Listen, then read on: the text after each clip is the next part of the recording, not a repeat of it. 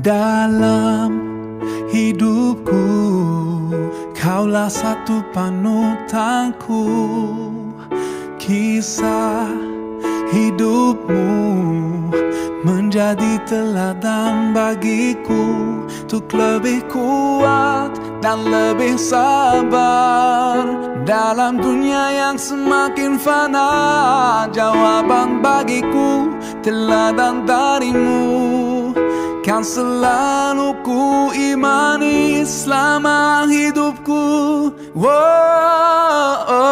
Alaika sallallahu oh Muhammad, salam kemuliaan bagimu. Alaika sallallahu oh Muhammad, kaulah inspirasi jiwaku. Kemanapun kaki melangkah saat berdoa, ku lafazkan doa bagimu selalu. Rasulullah oh Muhammad, salam kemuliaan bagimu.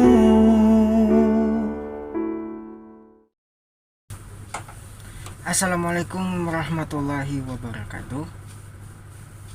Perkenalkan, nama saya Muhammad Fahmi, NIM 1930202276. Di sini saya akan menjelaskan mengenai perencanaan program pembelajaran. Yang pertama, hakikat perencanaan.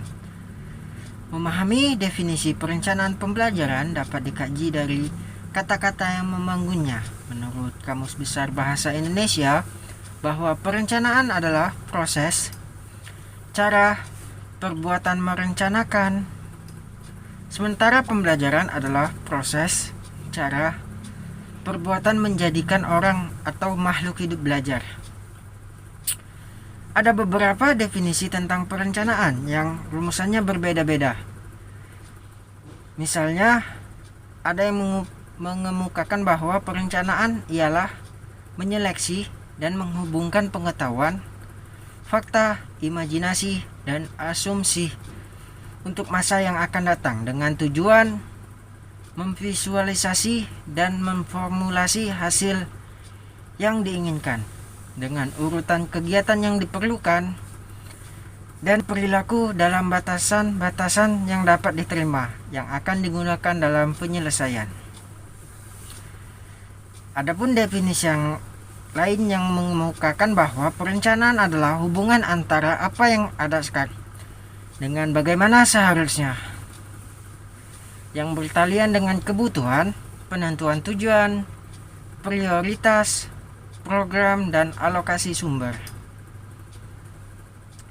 Sementara itu, definisi yang lain tentang perencanaan dirumuskan sangat pendek. Perencanaan adalah suatu cara untuk mengantisipasi dan menyeimbangkan perubahan. Jadi, makna perencanaan di sini adalah usaha mengubah organisasi agar sejalan dengan perubahan lingkungannya. Perencanaan pembelajaran merupakan proses penerjemahan kurikulum yang menjadi program-program pembelajaran yang selanjutnya dapat dijadikan pedoman oleh guru dalam penyelenggaraan proses pembelajaran. Robert Nyinger memandang 4 bentuk perencanaan yang masing-masing membentuk suatu siklus, yaitu perencanaan tahunan, perencanaan term, perencanaan unit, dan perencanaan harian. Siklus pertama menurut Nyinger adalah program tahunan. Program tahunan adalah acuan dalam menyusun program-program selanjutnya. Siklus yang kedua meliputi grading cycles.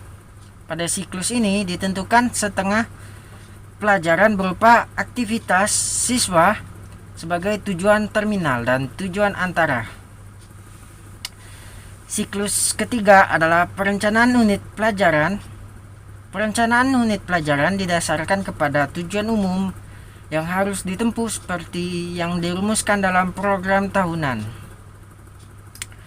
Siklus yang keempat adalah perencanaan pembelajaran untuk kegiatan harian. Pada perencanaan kegiatan harian, kegiatan belajar beserta tujuan pembelajaran disusun secara spesifik, sehingga keberhasilan dapat dilihat seketika. Setiap siklus dapat diuraikan, maka tampak bahwa siklus-siklus di atas pada dasarnya dapat membentuk rentang waktu perencanaan program. Mungkin itu saja yang dapat saya sampaikan. Selanjutnya akan disampaikan oleh anggota saya yang lainnya. Terima kasih. Assalamualaikum warahmatullahi wabarakatuh. Perkenalkan, nama saya adalah Anista, NIM 1930202290. Baiklah, di sini saya akan melanjutkan hasil presentasi kami yang B. Pengembangan program perencanaan.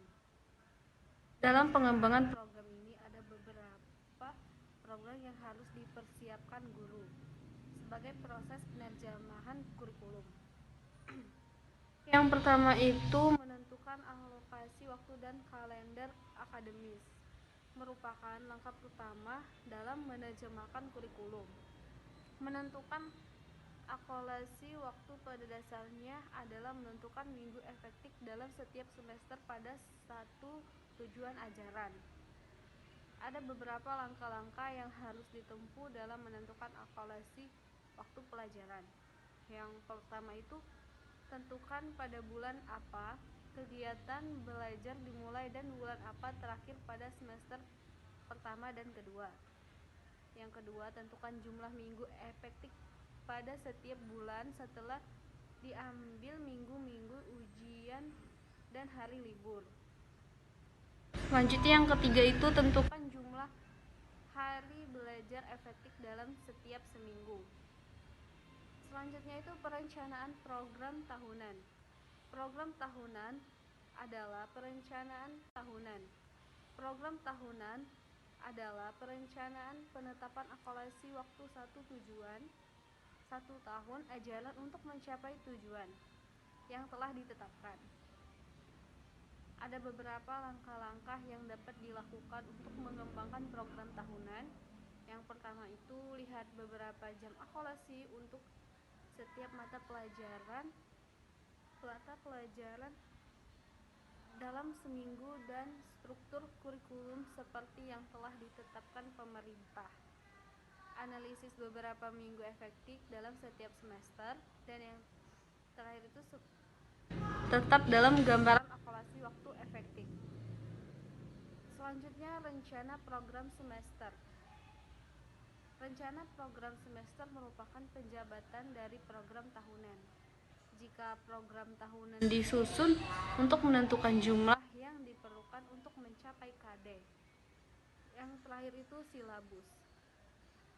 Silabus adalah rencana pembelajaran pada suatu dan kelompok mata pelajaran, tema tertentu yang tercakup SK, KD, materi pokok pelajar, kegiatan pembelajaran, dan indikator mencapai kompetensi untuk penilaian. Sikap komponen yang harus disusun dalam silabus. Yang pertama itu menentukan identitas silabus. Maksudnya itu adalah menentukan dalam silabus. Yang pertama itu menentukan identitas silabus. Maksudnya itu adalah menentukan identitas silabus terdiri dari nama sekolah, mata pelajaran, kelas, dan semester. Selanjutnya itu rumusan standar kompetensi. Standar kompetensi pelajaran adalah deskripsi pengetahuan, keterampilan, dan sikap yang harus dikuasai setelah siswa mempelajari mata pelajaran tertentu. Selanjutnya, mengidentifikasi materi pokok atau pembelajaran materi.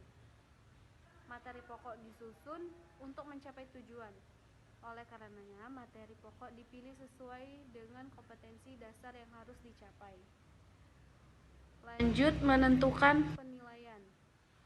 Penilaian adalah suatu proses atau gerak serangkai kegiatan, yakni kegiatan memperoleh organisasi,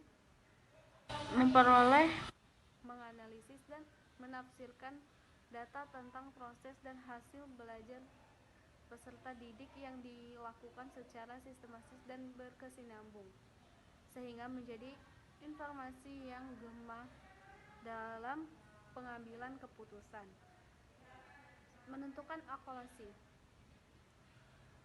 Menentukan akulasi waktu pada setiap kompetensi dasar didasarkan kepada jumlah minggu efektif dan akulasi waktu mata pelajaran per minggu dalam mempertimbangkan jumlah kompetensi dasar.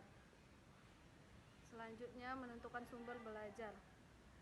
Menentukan sumber belajar adalah rujukan bahan yang digunakan untuk kegiatan pembelajaran yang berupa media cetak di elektronik, narasumber, serta lingkungan fisik, alam, sosial, dan budaya. Mungkin itu saja yang dapat saya sampaikan. Bila ada salah kata, saya mohon maaf. Kepada Allah saya bersyukur. Wassalamualaikum warahmatullahi wabarakatuh. Bismillahirrahmanirrahim. Assalamualaikum warahmatullahi wabarakatuh. Perkenalkan, nama saya Muhammad Fajar Ramadan, NIM 1930202301. Baiklah, di sini akan melanjutkan penjelasan dari saudari Dela Anisfa tentang mengenai rencana pelaksanaan pembelajaran. Dari rencana pelaksanaan pembelajaran ini, RPP maksudnya itu program adalah perencanaan yang disusun sebagai kegiatan sebagai pedoman pelaksanaan pembelajaran untuk setiap kegiatan proses pembelajaran. RPP dikembangkan berdasarkan silabus. Ada guru yang beranggapan mengajar lagi seorang guru adalah tugas rutin atau pekerjaan keseharian. Maksudnya tuh dengan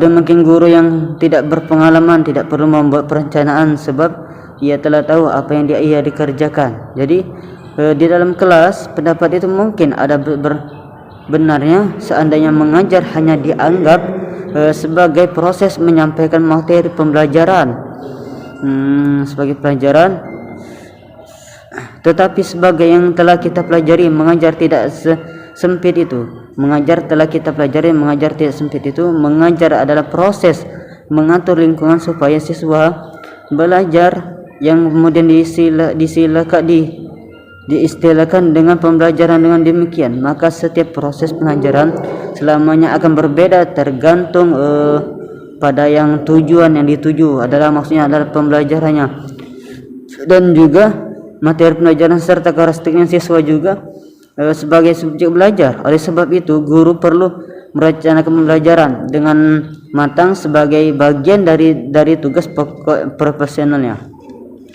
Tujuan dari pembelajaran dalam standar ini, isi dan standar kompensasi lulusan SKL. Tujuan pembelajaran ini adalah dirumuskan dalam bentuk kompensasi yang harus dicapai atau dikuasai oleh siswa. Melalui rumusan tujuan, guru dapat memproyeksikan apa yang harus dicapai oleh siswa setelah berakhir satu proses pembelajaran. Dalam merumuskan tujuan pembelajaran, tugas guru adalah mengajarkan standar kompensasi dan mengajarkan dasar menjadikan indikator hasil belajar. Mengapa demikian?